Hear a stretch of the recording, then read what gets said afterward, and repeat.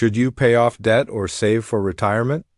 The truth they never taught you in school, you just got your paycheck. After rent, groceries, and gas, there's only a little money left. And you're stuck in a financial tug of war. Do you use that money to pay down your credit cards? Or should you put it toward retirement and finally start building your future? Now, here's the scary part: choosing wrong could set you back years, maybe even decades. It's like standing at a fork in the road with no signs, and the wrong turn leads to a future of working until you're 75. And no one wants that. Most people feel paralyzed at this decision. And it's not their fault, because no one teaches us how to make this choice the right way. But today, that's going to change. Let's break it down together. I'll walk you through this in plain, simple language. No complicated jargon, no confusing percentages flying around your head. Just real answers. And by the end, you'll know exactly what to do with every dollar in your hand so you never feel stuck again. Number 1. All debt is not the same, but no one tells you that. Think back to the first time someone warned you about debt. It probably sounded like this: all debt is bad. Get rid of it fast, right? But here's the twist. Debt is way worse than others. There's high-interest debt. Think credit cards with 24% interest. This stuff grows fast like a snowball rolling down a mountain. And then there's low-interest debt, like some student loans or even a mortgage. These grow slowly, and sometimes they help you build something valuable. Let's say you owe $6,000 on a credit card with a 26% interest rate. That debt is growing faster than most retirement investments could grow. So paying it off is like putting out a fire. But now imagine you have a student loan with a 4% interest rate. That's not great, but it's not burning down your finances either. That's a splinter, not a wildfire. Knowing the difference changes everything. Number 2. The hidden goldmine: your employer's 401k match. Imagine this. Someone offers you free money every single month. Would you say no? Well, if you're not taking full advantage of your employer's 401k match, that's exactly what you're doing. Let's break it down. Suppose you earn $50,000 a year. Your company says they'll match 100% of your contributions up to 5% of your salary.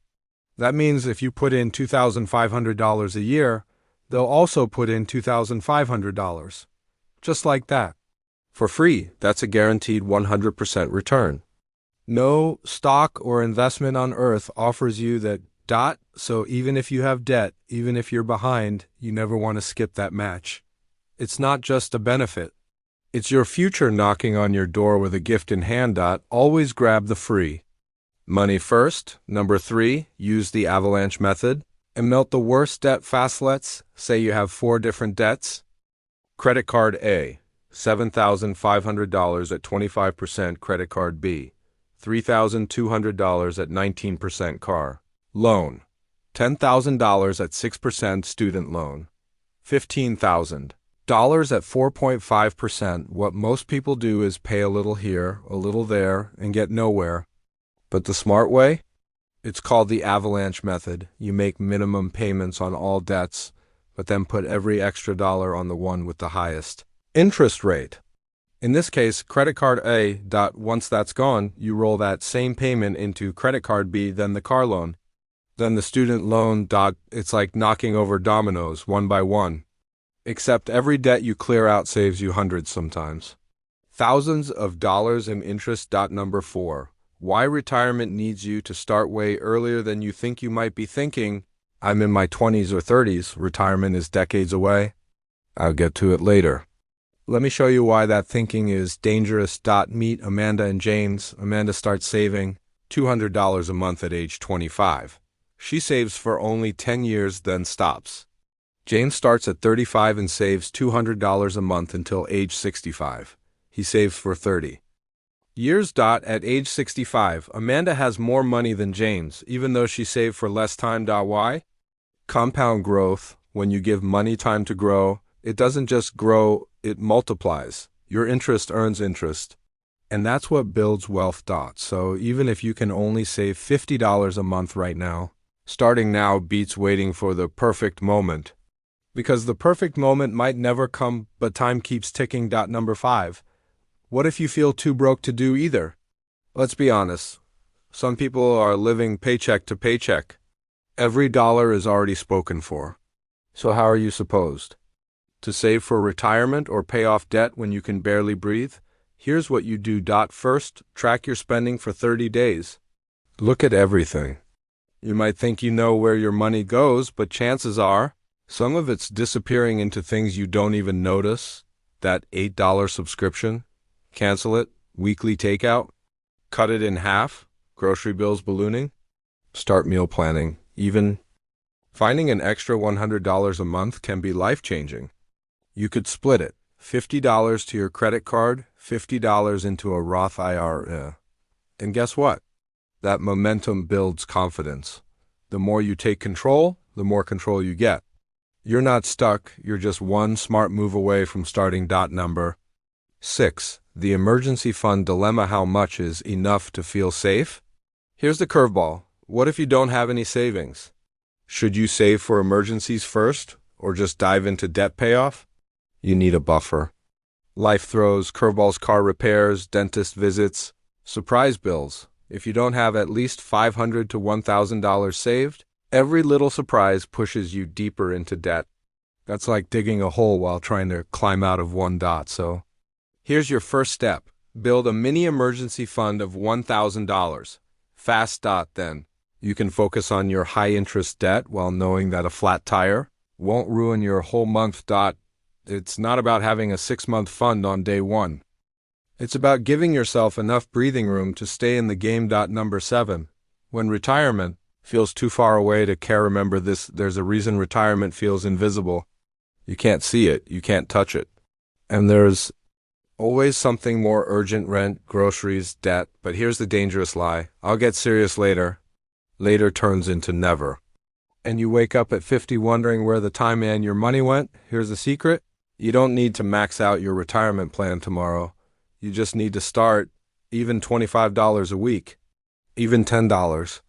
What matters is building the habit of paying your future self first, because your future self isn't some stranger. It's you, tired, older, maybe unable to work. And you'll either be glad you started or wish you had. Number 8, number 401. Okay? No problem. Here's what to do instead. Not everyone has access to a workplace retirement plan. But that doesn't mean you're out of luck. Open a Roth IRA. It's easy. You can do it online in under 15 minutes. And here's the good part. With a Roth IRA, your money grows tax-free. You pay taxes on the money now, but later when you withdraw in retirement, it's yours, tax-free. So if you don't have a 401k, your new mission is this: open a Roth IRA and start with whatever you can afford, even if it's $25 a month. Remember, it's not about the size of the move. It's about making the move. Number 9, the rule of priorities. Stack. Don't juggle. Still confused about where to put each dollar? Here's the playbook, plain and simple. Get your full 401k match. Free money always comes first. Build a mini emergency fund, at least $1,000. Attack high-interest debt like your financial life depends on it, because it does. Once the dangerous debt is gone, go back and stack up that retirement fund. As your income grows, increase your retirement savings and rebuild a bigger emergency fund to 3 to 6 months of expenses. This plan doesn't require perfection, just consistency. Number 10. When it's all too much, ask for backup. If this all still feels like a tangled web of confusion, there's zero shame in asking for help. Reach out to a certified credit counselor or a financial advisor who works with beginners. They can help you make a step-by-step plan, one that fits your income, your lifestyle, and your goals. You don't have to do this alone. The smartest people ask questions, and the earlier you ask, the faster you win. This is the truth most people never get to hear. The answer to, should you pay off debt or save for retirement, isn't either, or it's not a yes or a no. It's a system, a strategy, one built step by step. The now. You've got it, you're not stuck anymore, you're not behind. You're just at the start of doing it right. Every smart move you make from today forward, that's your retirement getting Closer? That's your debt shrinking. That's your stress lowering. And that's your future thanking you. You now know what to do. So take your next dollar and give it a job, a smart job. Because your money can build your future. One smart decision at a time.